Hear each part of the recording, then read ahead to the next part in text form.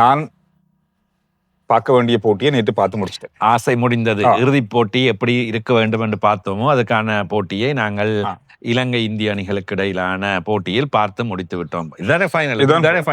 இது நம்ம சும்மா தான் இதை சொல்லிவிட்டது. ஆனா நிறைய இடங்கள்ல எங்களுக்கு இதான் ஃபைனல் சொல்லி நிறைய இடங்கள்ல பேசியதை நான் பார்த்தேன். சரி, அது ஓகே, அது ஒரு பக்கம் இருக்கட்டும், அது பிரச்சனை இல்லை. நம்ம ஆசை தானே இது. இப்ப இந்திய ஆசையை எல்லாரும் கொண்டாடிக்கொள்ளுங்க. இந்திய இலங்கை அணி 2 பேருமே மோதிக்கொண்ட இந்த ஆசிய கண்டத்துல மோதிக்கொண்ட ஒரு போட்டி, அந்த போட்டி மட்டும்தான். இந்த போட்டியில 2 அணியுமே சரிசமனான பலம் கொண்ட அணி அப்படின்றது நாங்க ஏற்கனவே ஆசிய கண்டத்தினுடைய ஆரம்ப நிகழ்வுகள் நடந்து கொண்டிருக்கும் போதே சொன்ன விஷயம் தான். இவங்க 2 பேரும் தான் வரப்போறாங்க இறுதிப் போட்டியை. தப்பித்தவரியான மட்டும்தான் மற்ற அணிகளை பற்றி நாங்க பேசியிருக்கோம். இந்த உண்மையில் இலங்கை அணி இறுதிப் போட்டிக்கு வந்திருக்க வேண்டும். இலங்கை அணி தாமே தங்கள் தலையில் மண்ணள்ளி போட்டது போல தாங்கள் செய்த பிழைகளாலே நேற்றைய போட்டி அடங்கலாக 3 போட்டிகளிலுமே சூப்பர் 4-இல் தாங்கள் செய்த பிழைகள் அல்லது மூட்டுத்தனமாக விளையாடிய காரணங்களினால் தான் தோல்வியை சந்தித்துக் கொண்டார்கள். நேற்றைய போட்டியிலும் அதேதான் நடைபெற்றது. சரியான கணிப்புகள் இல்லை, சரியான நுட்பங்கள் இல்லை. இந்த பிரச்சனைகள் தான் இலங்கை அணிக்கு தொடர்ச்சியான தோல்விகளை தந்து கொண்டிருக்கின்றது. எனவே பலமான போட்டி. உண்மையில் நேற்றைய போட்டியை சார்ந்து எந்த விதத்திலும் முக்கியம் இல்லை. இது ஒரு சும்மா ஃபன்னுக்கு விளையாட போகின்ற போட்டி என்று பார்த்தால் கடைசியில் உச்சக்கட்ட இந்த ஆசிய கிண்ணத்தொடரின் உச்சக்கட்ட பரபரப்பு விறுவிறுப்பான போட்டி. இந்திய பாகிஸ்தானில் பார்க்க இதுதான்டா போட்டி என்ற அளவுக்கு இலங்கை இந்திய போட்டி. நாம இதுவரைக்கும் நினைச்சிருந்தது அப்படித்தான். இந்த 3 போட்டியும் பாகிஸ்தான் இந்தியா வரும்போதே பெரிய பரபரப்பா இருக்கு அப்படின்னு சொன்னா, ஆனா அதுல எந்த பரபரப்பும் இல்லை. பாகிஸ்தான் அணியை தோக்க போதுன்னு முதல்ல தெரிஞ்சிடும்.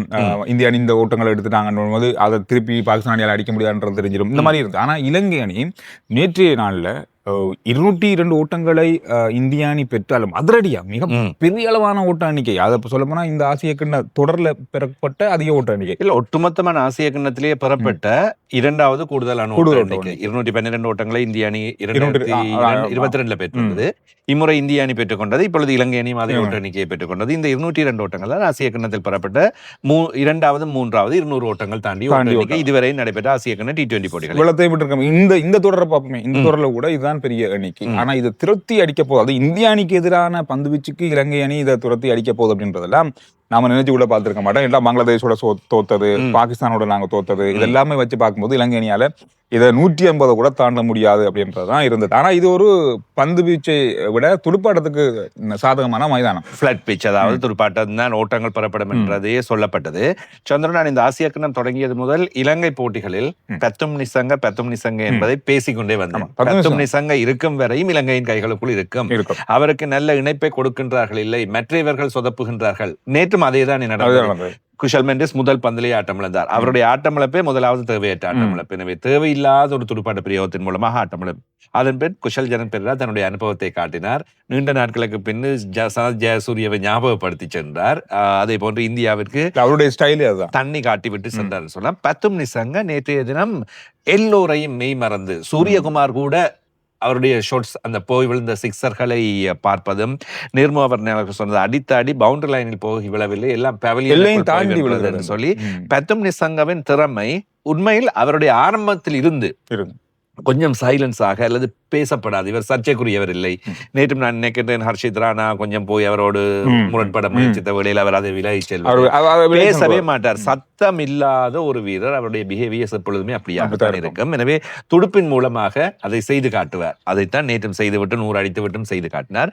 எனவே பெத்தும் நிசங்கவுக்கு என்னை பொறுத்தவரையில் அடுத்த IPL-இல் மிக முக்கியமான அணி ஒன்று குறி வைக்கும். நேற்று இந்தியாவிற்கு அடித்த அந்த அடி மிகச்சிறந்த துடுப்பாட்டம். மிக அவர் நேற்று மட்டும் இல்லை, அவருடைய துடுப்பாட்டம் இந்த மாதிரி நிதானமான துடுப்பாட்டம் தான். அது எப்பவுமே இருக்கிறது தான். ஆனா அவருக்கு இணையாக அல்லது அவருக்கு என்ன சொல்றது, துணை போகக்கூடிய துடுப்பாட்ட வீரர்கள் மறுபக்கத்தில் இருந்தால் அவரை நீ நிறுத்துறதுன்றது அவ்வளவு நிறுத்துங்கள் என்றா சொல்லி என்ற அளவில் அடிப்பார் அவர். அதுதான் நேற்று அந்த மாதிரி தான் அவருடைய குஷல் பெரேரா அவர்கள் நல்ல 2 பேருமே அடுத்து கொடுத்தது. ஆட்டமிழந்த பின்னர் வந்து சரித்த சலங்க என்று பொறுத்தவரை 4வது இடத்தில் நேற்று தஷுன் சானக வந்திருக்கலாம்.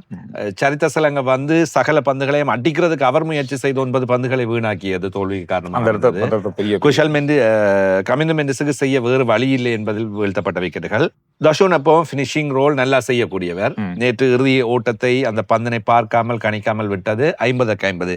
அவர் ஓடி இருந்தால் வெற்றி பெற்றிருக்கலாம் என்று பேசலாம், சொல்லலாம். இல்ல ரன் அவுட் ஆகி இருக்கலாம், வாய்ப்பு இருக்கு. எப்படியுமே அந்த போட்டி சமநிலை, அந்த பதட்டமான சூழ்நிலை நிறைய பேர் அதுல பேசிட்டு இருந்தாங்க.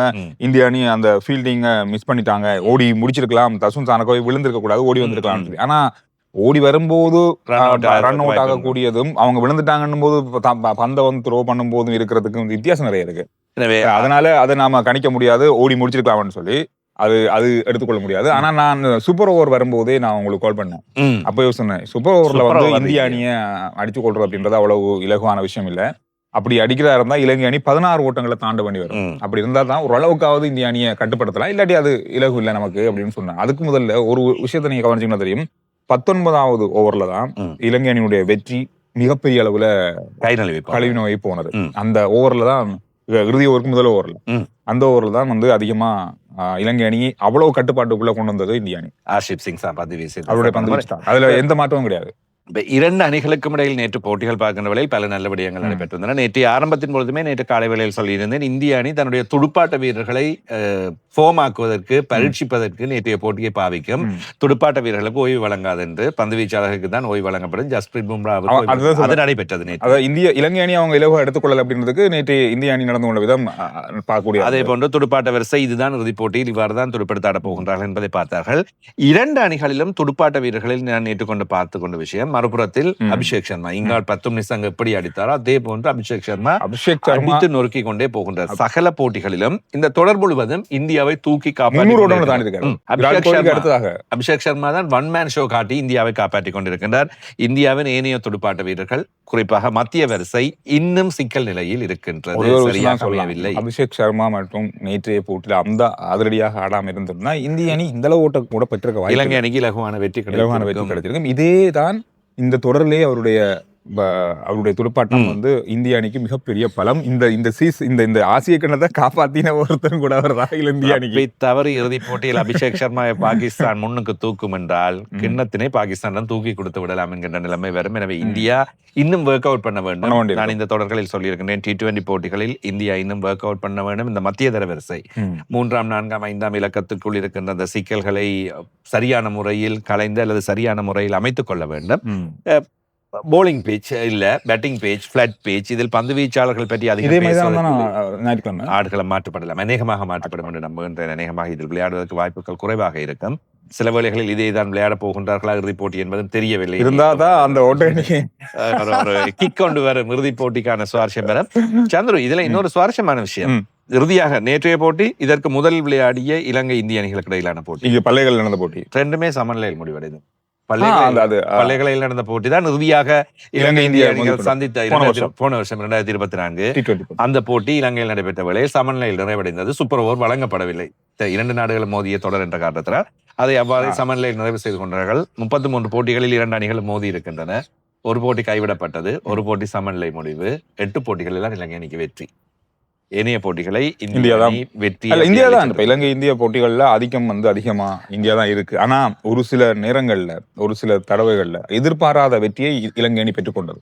அந்த மாதிரி ஒரு வெற்றியை தான் நேற்றைய தினம் கிடைத்திருக்கும். எனவே சரியான முறையில் திட்டமிட்டு செயல்பட வேண்டும். நேற்றைய தினத்திலும் பந்துவீச்சு மாற்றங்கள் இலங்கை அணிக்கு சரியாக அமையவில்லை. சரித் அசலங்கவின் அணி தலைமை பொறுப்பு 2020 போட்டிகள் 50 ஓவர்கள் போட்டிகளில் நல்ல முறையில் 2020 போட்டிகளில் சரித் அசலங்கவின் அணி தலைமைத்துவம், அதே போன்று துடுப்பாட்டம், இவை ரெண்டும் யோசிக்கப்பட வேண்டியவையாக அமைகின்றன. இவற்றை சீர் செய்து கொண்டால் இலங்கை அணி இன்னும் கொஞ்சம் அடுத்த கட்டங்களை நோக்கி நகரும். ஒட்டுமொத்தத்தில் 3 போட்டிகளிலும் சூப்பர் 4 3 போட்டிகளும் இலங்கை அணி வெற்றி பெற வேண்டிய போட்டிகள் 3ஐயுமே தோல்வியில் சந்தித்து சில காரணம் ஒவ்வொன்றுக்கு ஒவ்வொரு தனிப்பட்ட காரணங்கள் இருக்கு. சரி, இன்றைய நாள்ல போட்டிகள் இல்ல. இந்த போட்டிகள் எல்லாமே ஒட்டுமொத்தமா முடிவுக்கு வந்துட்டு இறுதிப் போட்டிக்கு மட்டும் நாங்கள் காத்திருக்கோம். இந்திய பாகிஸ்தான் அணிகளுக்கு இடையிலான ஆசிய கிண்ணத்தினுடைய முதலாவது இந்தியா பாகிஸ்தான் மோதிக்கொள்ற முதலாவது இறுதிப் போட்டி 1984ஆம் ஆண்டுக்கு பிறகு முதல் தடவையா ஆசிய கிண்ணத்துல இறுதிப் போட்டியில சந்திச்சு கொள்றோம். இதுவரையும் சந்தித்ததில்லை இந்தியா பாகிஸ்தான், இறுதிப் போட்டியில் சந்தித்ததில்லை. எனவே நாளைய தினம் ஞாயிற்றுக்கிழமை நாங்கள் காலை வேளையில் வளமையாக வருகின்ற நேரத்தில் வந்து நாளைய போட்டியில் என்ன சுவாரஸ்யமான விடயங்கள் இருக்கின்றன, எவ்வாறு நடைபெற போகின்ற விஷயங்கள் எல்லாம் இருக்கின்றன என்பது பற்றி நாங்கள் நிறைய பேச போகின்றோம். நிறைவடைந்த போட்டியில் 2 அணிகள் பற்றியும் நிறைய விஷயங்கள், உங்களுடைய கருத்துக்களையும் சொல்லலாம். உங்களோட கருத்துக்களை சொல்லுங்க. இப்ப வந்து பாகிஸ்தான் அணியோட பலமும் நமக்கு தெரியும். இந்த ஆசிய கணத்துல இந்திய அணியினுடைய பலமும் நமக்கு தெரிஞ்சிருக்கு. இந்த பலங்களை வச்சுக்கொண்டு இனி ரெண்டு நான் சொல்லுவேன், ஒரு சில விஷயங்களை பார்க்க போனா இதுல அதிர்ஷ்டமும் நாளைக்கு வேலை செய்ய வாய்ப்பு இருக்கு. ரெண்டுக்கும் இடையில என்னதான் பலமான அணியா இருந்தா இதுல அதிர்ஷ்டமும் வாய்ப்பு இருக்கு, சந்தர்ப்பம் இதுல விளையாட வாய்ப்பு இருக்கு. அந்த அந்த அந்த நேரம் நாளைக்கு என்ன செய்ய போகுது, எந்த அணிக்கு சாதகத்தை வளர்க்க போகுது அப்படின்றதா முக்கியமான விஷயமே. இதை சொல்லிக்கொண்டு கேட்கதான் ஒரு விஷயத்தை மறந்து விட்டேன். நேற்றைய தினம் இலங்கை அணி ஃபீல்டிங் மிஸ்டேக்ஸ் விட்டுருந்தாங்க. நிறைய விட்டுறாங்க. அதுல கிட்டத்தட்ட ஒரு 12-13 ஓட்டங்கள் விட்டாங்க. தேவையில்லாமல், அதாவது ஒரு ஓட்டத்தோடு கைப்பற்றப்பட வேண்டியது அல்லது ஒரு ஓட்டமே வழங்காமல் கட்டுப்படுத்தப்பட வேண்டியது, 2 ஓட்டங்களை 3ஆக வழங்கியது, இப்படி ஒரு 12-13 ஓட்டங்களை தேவையில்லாமல் வழங்கியிருந்தார்கள். எனவே அதையும் கட்டுப்படுத்தி இருந்தால் நிலைமை வேறு. இதே மாதிரி ஒரு சந்தர்ப்பம் பாகிஸ்தான் இந்திய அணிகளுக்கான போட்டியில இந்திய அணி நிறைய பிடிகளை நேற்று தான் பிடிச்சாங்க.